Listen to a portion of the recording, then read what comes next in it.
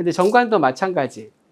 우리가 이제 정관 안에 조직을 어떻게, 우리 기업을 어떻게 운영할 거고, 역할을 어떻게 할 거고, 중요한 논의 어떻게 할 거고, 이런 것들이 이제 들어가는데, 사업을 운영하다 보면, 기업을 운영하다 보면, 이런, 뭐, 업무나 이런 것도 바뀌지만, 정관 내용들도 조금씩 바뀌고, 구성원들이 또 바뀌면, 그죠? 구성원들이 바뀌면 정관 내용도 수정하고, 이런 작업들을 앞으로 계속 해야 돼요. 이런 것들이, 이 창업한 사람들이 좀 잘 논의가 되어야 기업이 안정적으로 가거든요. 갈등이 생겨도 그걸 이렇게 극복할 수 있는 힘이 생기고, 처음에는 실무생들에서 도와줘도, 아, 이거는 우리가 계속 관리해야 되겠다라고 하는 마음을 먹고 도움을 받는 거랑 그렇지 않은 건 너무 다르잖아요. 그죠?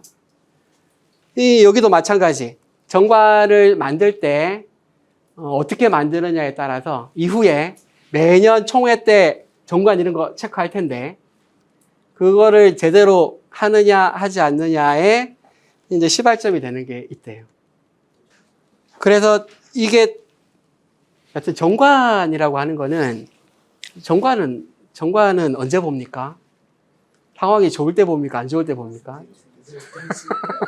정관이라고 하는 건 항상 상황이 엄중할 때 보게 되는 거예요. 상황이 엄중할 때 정관을 찾게 되거든요. 근데 정관이 좀 잘 정리가 되어 있고 우리가 정관을 잘 알고 있으면 그 엄중한 상황을 잘 넘어갈 수 있어요. 근데 정관이 어디 있는지도 모르고 뭐가 있는지도 모르고 그 정관을 딱 꺼냈는데 이게 왜 이래? 이러면 그 엄중한 상황이 기업의 큰 위기로 가게 되거든요. 그렇기 때문에 그런 것들을 하나하나 이제 밑바탕에 힘을 만드는 거의 시작이 이제 이거다 보시면 돼요. 그러니까 이왕이면은 최대한 정관을 같이 좀 뜯어가면서, 그죠? 같이 논의해 가면서 정관들을 계속 논의하면서 작성을 하는 게 제일 좋겠죠. 그러려면 어때요? 사업계획서도 뭐 2, 3일 만에 뚝딱 되겠습니까? 안 되겠죠.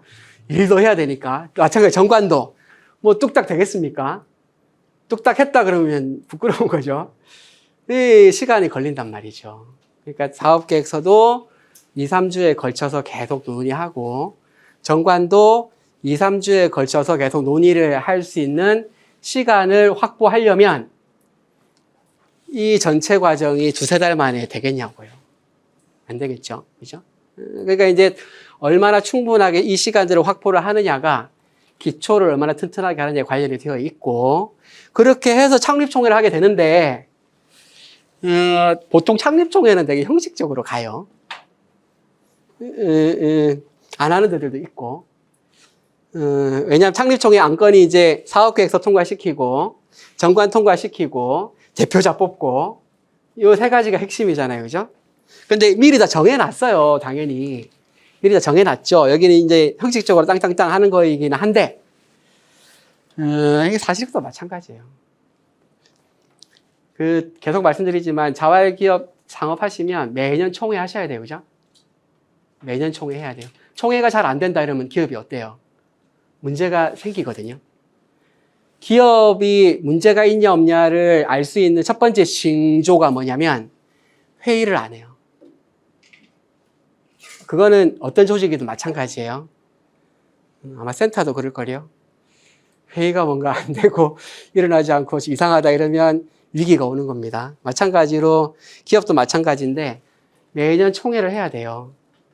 매년 총회를 해야 되는데 창립할 때 하는 총회니까 창립총회라고 하고 그 다음부터는 정기총회라고 하는데 마찬가지로 이 총회라고 하는 걸 처음 해보는 거예요. 이때가.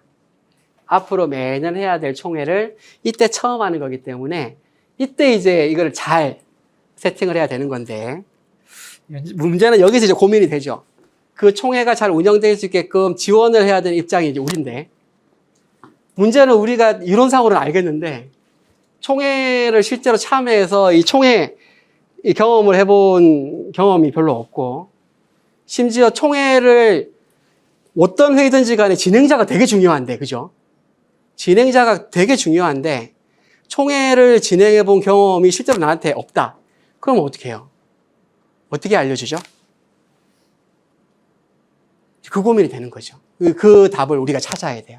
나는 실제로 총회를 진행해 본 경험이 없고 총회에 참여해서 총회가 이게 잘 돌아가는 이런 거에는 경험을 직접적으로 해본 경험은 없는데 구성원들이 총회를 앞으로 잘 운영을 해야 돼. 그리고 총회에 참여하는 사람들도 뭔가 이거를 잘 해야 돼. 그래야 기업이 잘 돌아가. 그러면 나는 이런 상황들을 만들어내기 위해서 이 단계에서는 뭐를 해야 될까? 이 고민을 이제 해야 되는 거죠. 네. 비슷하죠. 예, 회의 비슷한데, 이제 고민은 좀 해봐야죠. 우리가 이제 회의가, 의사결정을 하는 총회 이사회가 있고, 업무회의도 있잖아요. 업무회의. 업무회의인데 아마 이제 원래 회의 이런 거는 업무회의 성격도 좀 있고, 총회 그 회의에 참여하는 사람들의 역할이나 또는 이제 권한이나 이런 것들도 다를 수가 있으니까. 근데 뭐, 그래서 좀 차이는 있지만, 말씀하신 것처럼 사업단에서 원래 회의를 얼마나 경험을 하느냐가 굉장히 영향을 줘요. 예, 굉장히 영향을 주고, 실제로 그 대표, 아까 대표 얘기도 할 텐데, 업무 분장, 대표 중심으로 업무 체계를 잡는 거, 그거는 뭐하고 관련이 되어 있냐면, 사업단에서의 반장 체계하고 굉장히 관련이 되어 있어요.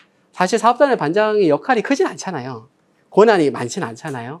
근데 그렇게 체계를 만들어서 해보는 것과 해보지 않는 것, 권한의 차이가 많으냐 적으냐의 이 차이가 실제로 굉장히 영향을 많이 주고, 회의도 마찬가지예요. 회의도.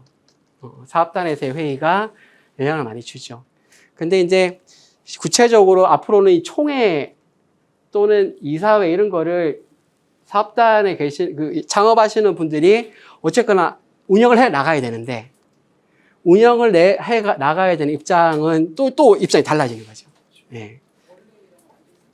그렇기 때문에, 네, 그럼요. 그렇기 때문에, 그러면 이 단계에서 회의가 좀 원활하게 진행되려면 우리가 뭐를 조금 고민해 봐야 될까? 요게 중요한 포인트가 될 수가 있겠죠.